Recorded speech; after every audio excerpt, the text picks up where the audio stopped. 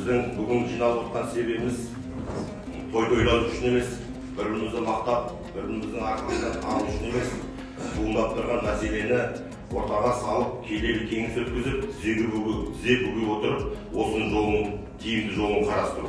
Барып қойдырып, енді мына кнопканы қоссай десем, осы кнопка істемейді.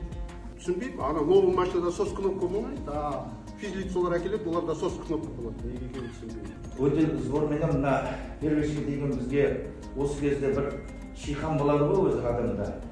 Сондай нәрсе болды бұл. 23 жылдан бастап шетел нөмірлеріне, шетел нөмірлі автокөліктерді сақтандыруға тыйым салына бастады. Қазіргі таңда сондай кеңшілік бар. Түтіні лас заттардың нормасынан асқан автокөліктерге нөмірін алып қою және бір жыл ішінде қайталанса, машина айыппұл алаңына апару және 1,5 миллион теңге айыппұл салу деген өзгеріс қарастырылуда. Бұл дегеніміз, егер өз мәресіне жетсе, бізде еліміздегі автокөліктің тең жартысы осы бапты бұзып, үкімет қазақстандықтарды мәжбүрлеп отандық автокөліктерге отырғызуға және шетел автокөліктердің иелеріне өтел алыммен алғашқы тіркеу жарнасын төлеуге мәжбүрлеп отыр. Автокөлік өнеркәсібінің 18 жылда, бүгінгі таңда 18 жылда, 2003 жылдан бастап Азия авто акционерлік қоғамы, 2005 жылдан бастап КамАЗ және бұдан әрі қарай Дэу, Hyundai, Iveco, Анкай 2021 жылға дейін. Автокөліктерді құрастыру кезінде 2003 жылдан бастап бірде-бір әлі қосалқы бөлшектердің қазақстандық өндірілген қосалқы бөлшектер пайдаланылмаған. Бізде ондай модельдердің саны, шығарылып жатқан модельдердің саны 167 автокөлік моделі бар. Соның екеуіне ғана тек міндеттелген біздің автокөлік зауыттары, екеуін ғана бояп, дәнекерлеу, қалған бәрін тек қана құрастыру. Ол дегеніміз құрастыру дегеніміз дөңгелектері, аккумуляторлар, тежегішіне сұйықтық алу, тағы сол сияқты. Еуропада өтел алымының мөлшерлемесі 100-ден 200 евроға дейін, яғни теңгемен шаққанда 50.000-100.000 теңге аралығында. Алғашқы тіркеу жарнасы басқа өзге елдерде мұндай тәжірибе жоқ. Енді осы жаңалықты енгізгеннен бері мақсаттары қандай нәтижеге жетті шын мәнісінде.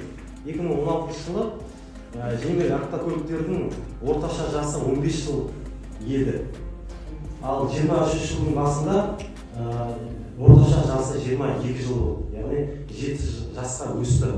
Салыстырып қарасақ, 20 жылға Ресейде бұл көрсеткіш 13,9, Еуроодақта 11,8, ақш-та 11,9, Германияда 9,8, Қытайда 5,3, ал Қазақстанда 19,7. Яғни бізде 2 есе көп. Және бұған қоса халықтың автокөлікпен қамтамасыз етілуі 100 адамға шаққанда 22 автокөліктен 18,6-ға түскен.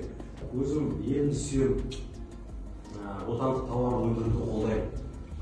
Осы отырған кісілердің барлығы дерлік отандық өнімді қолдаймыз. Біздің қазақ байсын. Бірақ ол қолдау теріс қолданып кетуге жол беруге болмайды. Осы нәрселерді айта келе, біздің ұсынысымыз мынадай. Автокөліктердің жағдайын жақсарту мақсатында біз осы халықтың әл-ауқатын ескере отырып, Қызылорда облыстарының тұрғындарының атынан аманат фракциясына осы келесіні аманат етеміз. Бірінші, өтел алу мөлшерін 100.000 теңгеге дейін аспайтын етіп белгілеу. Алғашқы тіркеу жарнасы мүлдем алып тастау. Үшінші, сос кнопка деген орнату және сәйкестік сертификаттарды жалпы құны 10-20 теңге, яғни шынымен оған кететін шығындарға сәйкес бағасын орнату 10-20 теңгеге. Сертификатты шығарып берілген қағаз ғана бір барып көріп жіберетін нәрсе. Қазіргі таңда бұл 200 пен 300 мың теңгенің арасын құрайды осы сертификатты жасау. Және осы мәселені заңды түрде шешілгенге дейін шетел және транзит автокөліктердің қолданылуына жол беру, сақтандыруды ашып беру, осыны сұраймыз.